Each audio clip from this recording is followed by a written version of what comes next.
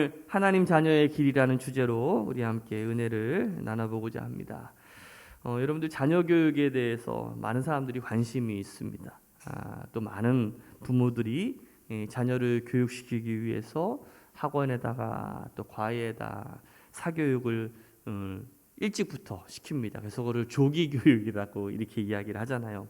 심지어 유치원도 영어 유치원을 보내가지고 아이들을 일찍부터 공부를 시키려고 막 혈안이 되어 있는데 이 선행학습을 강조하는 학원에서 제가 공주에 친한 목사님 하나 있잖아요. 그 목사님이 이제 자녀 이제 교육을 위해서 학원에 가서 상담을 딱 하는데 이제 큰 애가 이제 고등학교 이제 1학년 올라갔고 이제 둘째가 이제 중학교 1학년을 올라가요.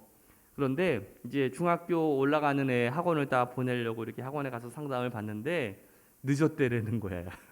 벌써 초등학교 6학년 마칠 때 중학교 3학년 영어까지는 다 떼고 온대요.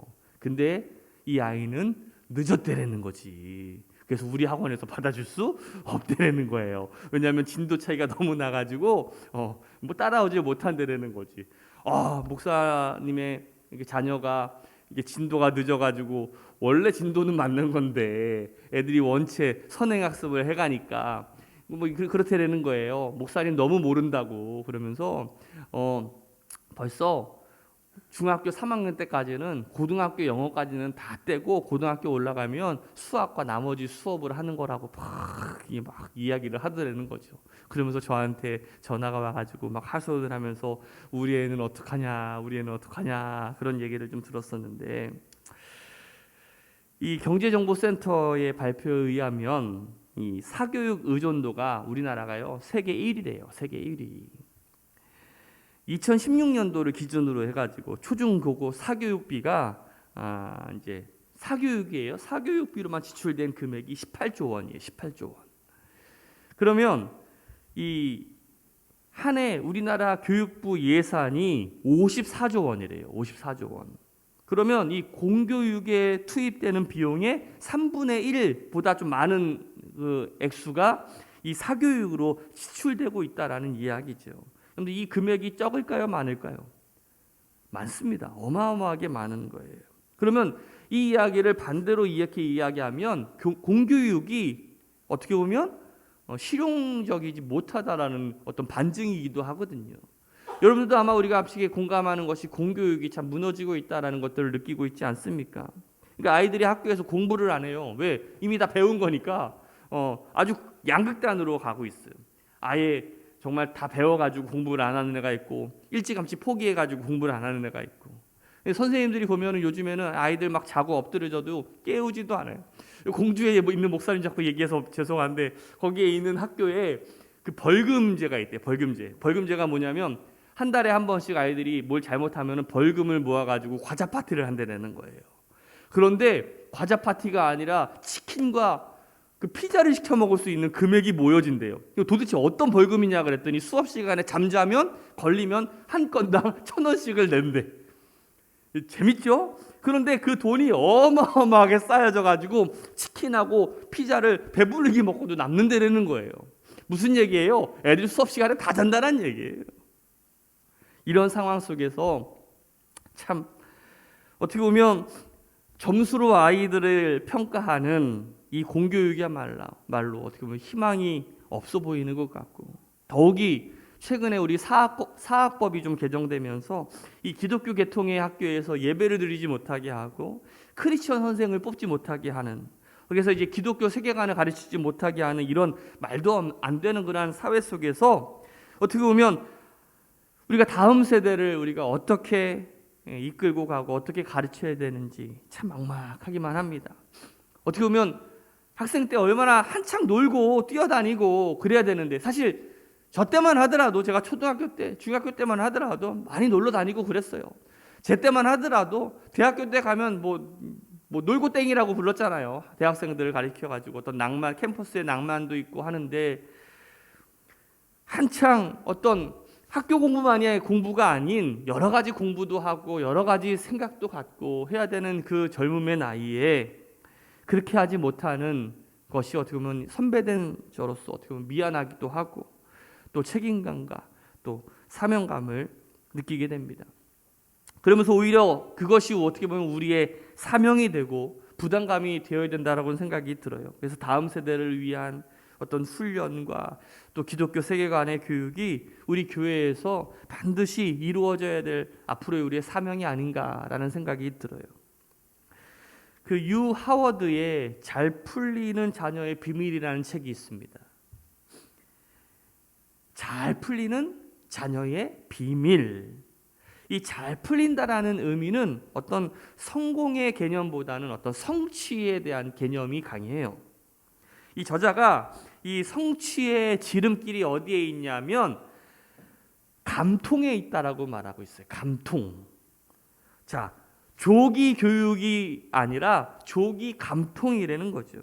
그러면 조기 감통이라는 것이 도대체 무슨 뜻이냐?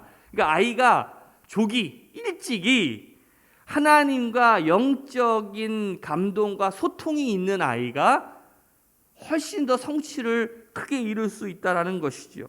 부모님과 감정 소통이 원활한 아이가 훨씬 더 성취를 이룰 수 있다는 거예요. 그래서 이 조기 감통이란 바로 하나님과의 영적 소통, 또 부모와의 감정 소통이라고 할 수가 있어요. 그게 언제부터? 조기부터, 일찍이부터. 하나님은 우리와의 소통을 중요하게 여기십니다. 그러니까 하나님께서 원하시는 것은 무엇일까요? 이 세상의 성공이 아니에요. 하나님과의 어떤 영적인 소통, 다시 말하면 성공이 아닌 성화를 우리에게 원하고 계시죠. 성화라는 게 뭡니까? 바로 하나님과 동행하는 거예요. 옆에 사람한테 한번 물어보세요. 하나님과 동행하고 있습니까? 시작. 오늘 본문의 말씀을 보면 우리가 하나님의 자녀로서 이 세상에서 우리가 어떻게 살아가야 되는지에 대한 그 방법과 그 길을 우리에게 알려주고 있어요. 오늘 이 말씀을 통해서 우리가 하나님과 소통하고 하나님 자녀다운 삶을 살아가는 우리 새로운학교의 성도들이 되시기를 주님의 이름으로 축복합니다. 그러면 하나님이 원하시는 자녀의 길이란 뭘까? 첫 번째가 이것입니다. 육신에게 지지 않는 길이에요. 한번 따라합시다. 육신에 지지 맙시다. 자, 우리 로마서 8장 12절 말씀을 같이 한번 읽어보겠습니다. 같이 읽읍시다. 시작. 그러므로 형제들아 우리가 빚진 자로 돼 육신에게 져서 육신대로 살 것이 아니니라. 자, 어리석은 사람은요 몸이 끌고 가는 대로 끌려갑니다. 이게 무슨 말입니까? 좀 피곤하고 눕고 싶고 자고 싶고 하면 정신 차려가지고 이겨내야지 그런 게 아니라 그 몸이 가는 대로 끌려가는 거예요. 이 밤에 라면 먹으면 안 되는데 몸이 붓고 큰일 나는데 근데 배고프니까 자꾸 먹어요. 우리 아내의 표현으로는 거짓배라고도 이렇게 부르기도 하던데 항상 우리는 이렇게 육신에 질 때가 많이 있죠. 어떤 사람은 이렇게 얘기합니다. 목사님, 마음은 원이로되 육신이 약해서 죄송합니다. 마치 믿음이 있는 것처럼 보이지만 그런 사람은 믿음의 사람이 아니라 육신의 사람이라고 할 수가 있어요. 그 사람의 인생은 육신이 주도권을 갖고 있는 인생이라고 할 수가 있겠죠. 외국에 가다 보면 어떤 수도원에 어떤 그리스도인이 참 힘든 일이 있었는지 어떤 마음에 어떤 무거운 문제가 있어서 하나님께 기도도 하고 또 생각을 정리하려고 그 수도원을 찾아갔습니다. 거기서 한 수도사가 친절하게 맞이합니다. 형제님, 뭐든지 필요한 것이 있으시면 말씀하십시오. 얼마나 친절합니까? 그는 마음속에 내가 요청만 하면은 다 들어주겠구나라고 생각했는데 그 다음 말이 빵 터졌어요. 말씀만 하시면 그런 것이 없어도 사는 법을 가르쳐 드리겠습니다. 참 재미있는 수도원이에요. 어떻게 보면 이런 것이 어떤 발상의 전환이라고 할 수가 있을 텐데 우리가 살고 있는 이 시대는 어떤 물질 만능주의의 시대를 살아가고 있습니다. 세상 사람들이 이것 없으면 죽고 저것 없으면 못 살고 막 이렇게 이야기합니다. 물론 성령님께서는 우리의 필요를 아시고 또 채워주시는 분이십니다. 그런데 우리가 세상에 연연해하면서 이 세상의 물질주의에 우리가 끌려다니지 않는 인생이 되는 축복이 여러분들에게 임하시기를 주님의 이름으로 축복합니다. 끌려다니지 마세요. 세상의 이 물질주의에 우리가 끌려다니며 사는 인생, 어떻게 보면 그것이 육신을 따라 살아가는 인생 아니겠습니까? 우리는 예수 그리스도의 십자가의 은혜로 말미암아 구원받는 자녀가 되었습니다. 구원받았다라는 것은 옛 모습을 벗어버리고 새로운 옷을 입었다라는 것이, 에베소서 4장 32절 말씀에 보면 너희는 유혹의 욕심을 따라 썩어져가는 구습을 따르는 옛사람을 벗어버리고, 우리가 육신의 욕심을 따라가는 그러한 삶을 우리가 예수 그리스도의 십자가의 은혜로 함께 죽여버렸는데, 여전히 우리가 육신의 모습을 따라 이 세상의 유행과 어떤 물질주의를 따라서 우리가 삶을 다시 살아가고 있다면 하나님께서 얼마나 슬퍼하시겠어요. 여러분들, 우리가 유혹의 욕심을 낼 수 있도록 끊임없이 우리를 유혹하는 존재들이 있죠. 어떤 존재들입니까? 마귀입니다. 사단입니다. 누가복음 22장 40절 말씀에 그곳에 이르러 그들에게 이르되 유혹에 빠지지 않게 기도하라라고 주님께서 말씀하고 계셔요. 오늘 우리가 유혹에 빠지지 않도록 우리가 뭐 해야 된다고요? 기도해야 된다는 거예요. 하나님의 자녀의 삶이란 죄의 유혹에 무너지지 말아야 됩니다. 육신에 무너지지 않는 삶이야말로 하나님의 자녀된 삶의 길임을 여러분들 깨달으시기를 주님의 이름으로 축복합니다. 사무엘상 24장 이하의 말씀을 보면 그 사울이 다윗을 막 죽이려고 막 쫓아다닙니다.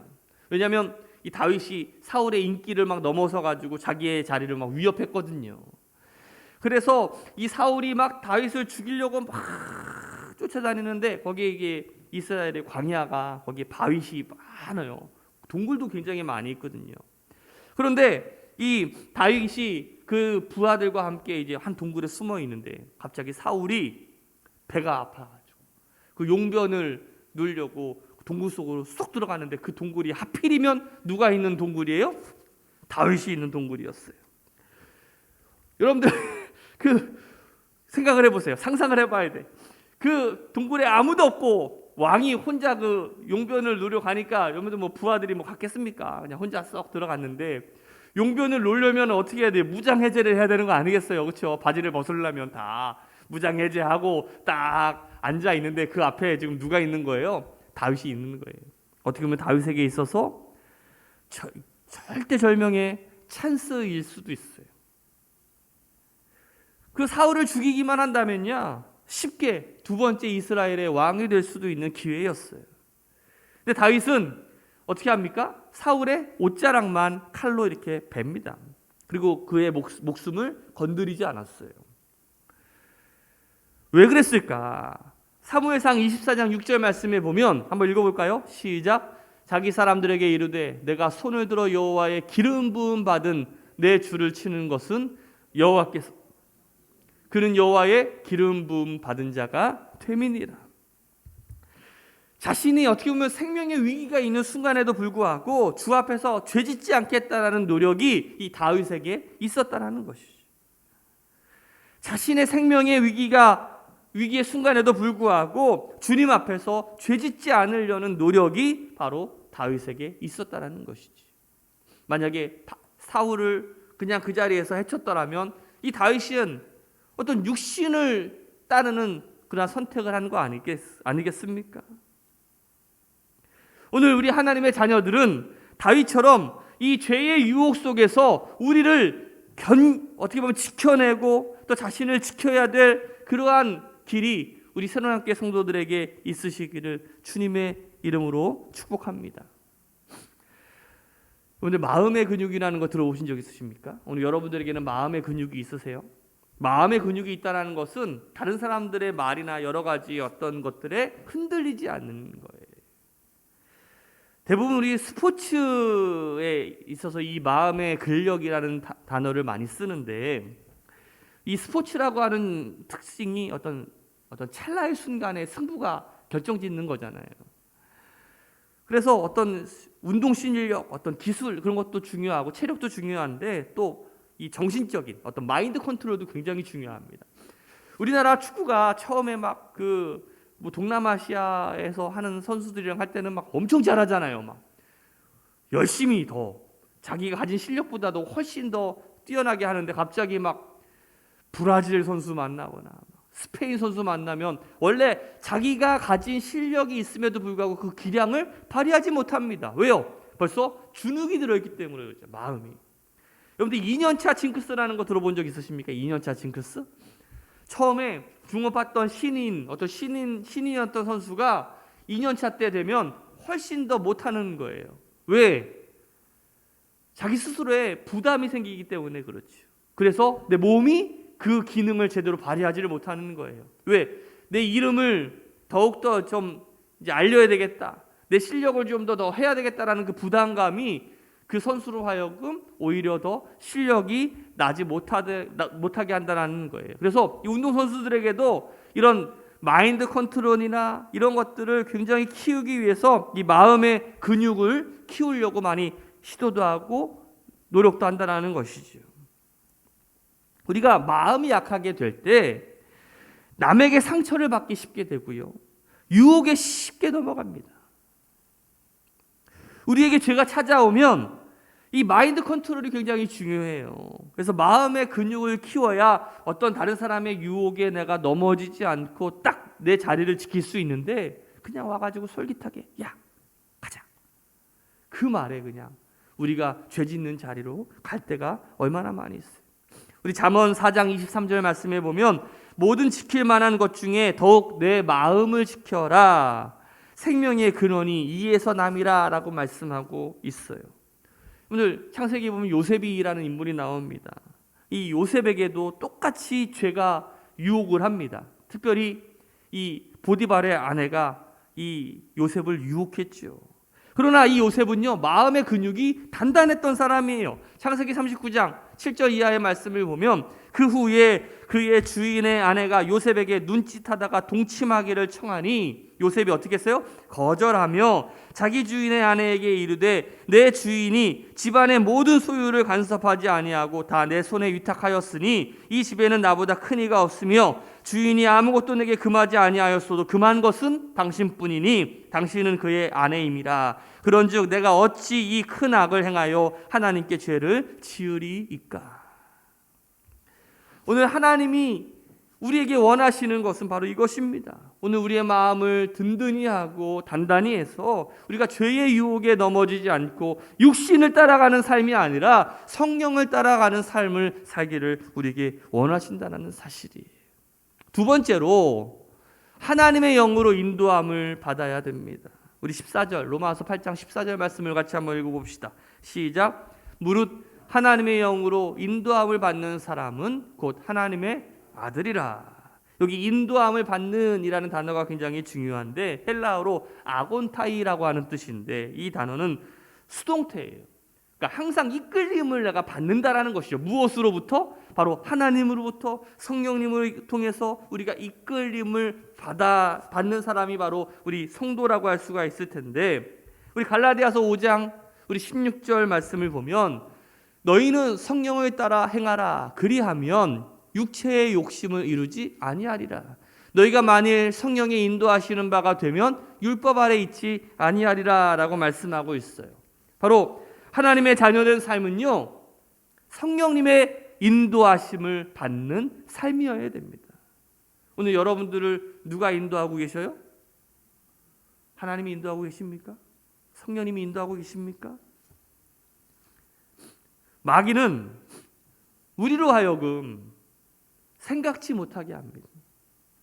마귀는 생각은 내가 할 테니까 너는 나를 따라오기만 하면 된다라고 말하죠.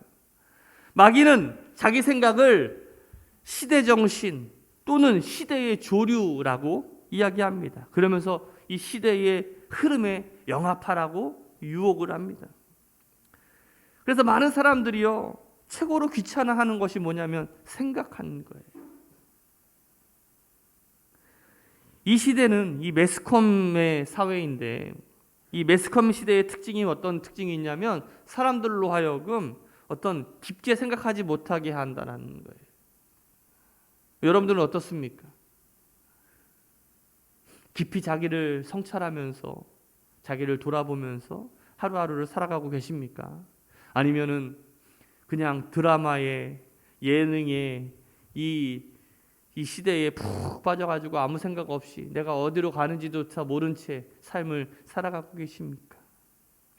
여러분들 우리가 텔레비전을 바보 상자라고 부르잖아요. 바보 상자. 왜 그렇습니까? 아무 생각 없이 그 앞에 앉아서 거기서 던져주는 생각을 그대로 받아들이기 때문에 그래요. 막 TV 보고 있으면 막 시간이 막 한두 시간 막 훌쩍훌쩍 지나가지 않습니까? 그렇죠? 너무 어렸을 때 아이들을 보면 다 애들이 비슷합니다. 저도 이제 우리 아내가 유치원에서 일하는데 뭐 4살, 5살 되는 애들 보면 다 이쁘고 멀쩡한 애들인데 갑자기 걔네들이 무슨 증후군이 있다는 거예요.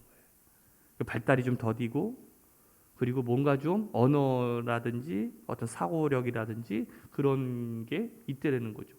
전혀 그냥 보기에는 멀쩡한데 근데 그 원인이 어디에 있냐면 어렸을 때부터 아이들에게 이 스마트폰을 너무 많이 보여주면 이 스마트폰을 너무 많이 노출되면 아이들이 그 언어의 기능을 잃어버린 채 그냥 생각을 하지 않고 그냥 그 스마트폰에서 얻어지는 걸로만 삶을 살아간다는 거예요. 꼭 그런 것은 아니지만 그렇지 못한 아이들에 비하면 훨씬 더 많은 문제들을 나타나게 되죠. 언어가 발달이 늦다든지 사고의 발달이 늦다든지. 하나님의 인도하심을 받는 삶이 아니라 어떻게 보면 스마트폰의 인도하심을 받는 삶은 아닌가. 오늘 우리들의 삶은 어떻습니까? 오늘 우리는 어떤 누구의 인도를 받으며 살아가고 있는지를 한번 생각해 볼 필요가 있을 것 같아요. 어리석은 팔이라고 하는 동화가 있습니다. 깨진 꿀단지 사이로 막 꿀이 막 흐릅니다. 이 바닥이 온통 막 끈적끈적해 있는데 이 꿀 향기를 맡고서 파리떼가 막 모여듭니다. 근데 꿀맛을 보고는 싶은데 뭔가 좀 꺼리찌해가지고 막 내려앉지 못하고 막 주위만 막 맴돌고 있는데 그 중에 자제력을 잃은 파리 한 마리가 그 꿀을 향해서 내려앉습니다. 그러자 뭐 여러분들 생각한 대로 나머지 파리들이 그 파리를 따라서 탁 온갖 붙어가지고 막 꿀을 막 빨아먹죠. 그런데 그 다음은 생각하지 못하고 있다라는 것이죠. 다리에 다 끈끈하게 붙어가지고 그 파리떼가 그 꿀단지가 오히려 자기들의 무덤이 되었다라는 것 아니겠어요? 여러분 우리가 꿀을 보면서 어떻게 보면 그냥 가지 말아야지라고 우리가 마음을 먹어야 되는데 그 바라보는 순간 계속해서 그걸 주목하는 순간에 이 죄의 유혹은 우리를 끊임없이 움직여요. 여러분들 광고에서 텔레비전을 보다가 라면 광고가 나오면 왜 이렇게 맛있어? 요즘에 신라면 볶음면인가? 갑자기 제가 그건 아직 먹어보지 못했는데 그걸 보면서 저걸 먹어보고 싶다. 왜냐면 저는 비빔면 추종자인데 그거를 보고서 그거를 먹어보고 싶구나라는 유혹이 계속 생겨요. 왜 하필 걔네들은 왜 계속 반복적인 광고를 계속 내보내서 사람들로 하여금 이렇게 먹게 만들까? 그 밤늦게 그 광고를 보고 먹잖아요. 먹고 나면 여러분들 후회해요, 후회 안 해요? 후회하면서도 우리는 먹어요. 왜? 사람은요 그것을 바라보면 그것을 하게 되어 있어. 그래서 그 자리에 아예 있질 말아야 돼요. 차라리 등을 돌려야 돼. TV를 꺼버려야 돼요. 그런데 그것을 계속 바라보는 순간에 우리는 죄를 지을 유혹이 훨씬 더 우리에게 다가옵니다. 다윗도 그랬어요. 그래서 다윗도 정말 하나님의 마음에 합한 자라는 칭호까지 들었던 사람 아니겠습니까? 그런데 밧세바라고 하는 여인이 목욕하는 것을 봤어요. 여러분 생각을 해보세요. 다윗의 왕궁이 저 위에 있고 저기 밧세바가 목욕을 하고 있어. 뭐 옥상에서 목욕을 한다고 하더라도 여러분들 그게 잘 보였을까요? 안 보였을까요? 바로 옆집도 아니고 망안경이 있는 것도 아니고 제가 보기에는 이렇게 뭐랄까 희미하게 보였을 거라고. 자세히 보인 것도 아니야. 근데 그 다윗의 마음속에 그것을 계속 보려고 하니까 상상의 나래가 피는 거 아니겠어요? 결국 계속 바라보는 순간에 어떻게 됩니까? 나도 모르게 죄를 짓게 되는 일이. 결국 그것이 간음으로만 끝나는 것이 아니라 살인으로까지 이어지는 그러한 죄를 더 크게 낳는 그런 역사가 일어나는 것 아니겠어요? 성령님이 인도하신다라는 뜻은 뭐냐면 우리가 죄를 바라보고 있는 자라가 아니라 바로 죄의 등을 돌리고 있는 자라고 할 수가 있는 거예요. 죄를 등지고 하나님을 사모하고 하나님의 은혜를 사모하는 것이야말로 우리가 성령의 인도하심을 받는 삶이라고 할 수가 있습니다. 저는 우리 새로운학교 성도들이 죄에 대해서 과감하게 등 돌리고 아예 그 자리에 있지 말고 벗어나서, 왜? 우리 육신이 그만큼 약하기 때문에 내 스스로를 잘 깨닫고 우리가 하나님의 인도하심을 따라 살아가는 우리 새로운학교 성도들 되시기를 주님의 이름으로 축복합니다. 세 번째로는 영광을 위해 우리가 고난도 받아야 된다는 것이 우리 로마서 8장 17절 18절 말씀을 같이 한번 읽어봅시다. 시작. 자녀이면 또한 상속자 곧 하나님의 상속자요 그리스도와 함께한 상속자니 우리가 그와 함께 영광을 받기 위하여 무엇도 고난도 함께 받아야 할 것이다.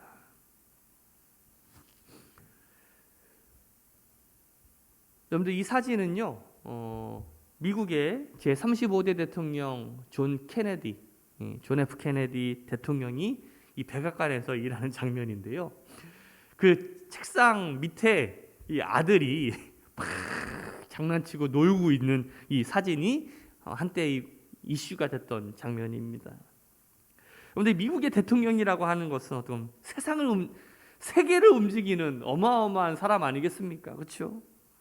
그 사람 말 한마디에 어떻게 보면 나라 하나가 없어질 수도 있고 나라 하나가 세워질 수도 있는 그런 어마어마한 그곳에 이 어떤 아이가 하나 막 놀고 있어요. 막 그냥 집무실을 막 뛰어다니고 막 책상 밑에서 숨바꼭질도 하고 막 놀고 다니고 있습니다.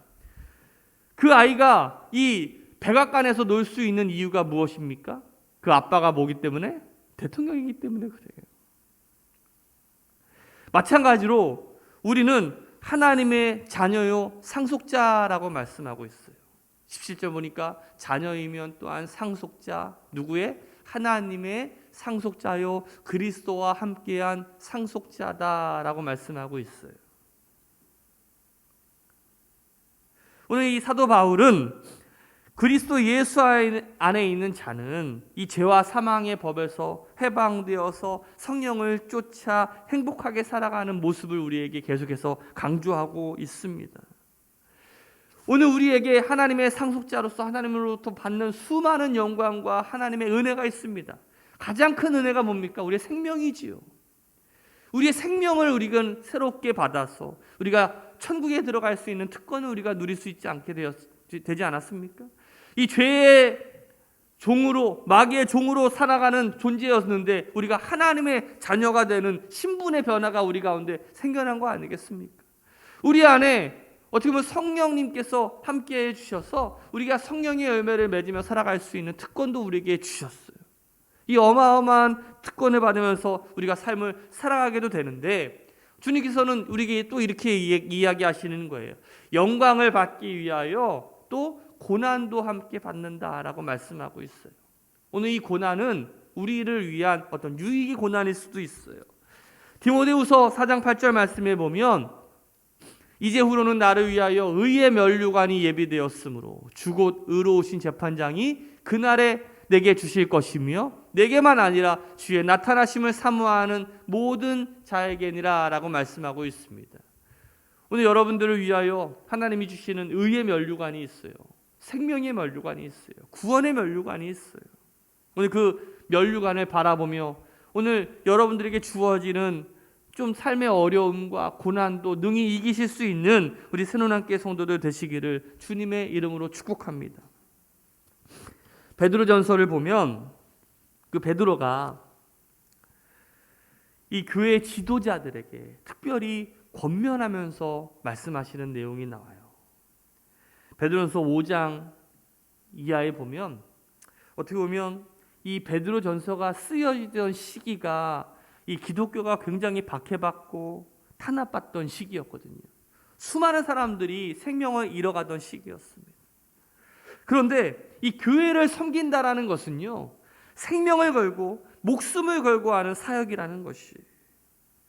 베드로전서 5장 2절 이하의 말씀을 보면 이렇게 이야기합니다. 베드로가 너희 중에 있는 하나님의 양무리를 취대 억지로 하지 말고 하나님의 뜻을 따라 자원함으로 하며 더러운 이득을 위하여 하지 말고 기꺼이 하며 맡은 자들에게 주장하는 자세를 하지 말고 양무리의 본이 되라.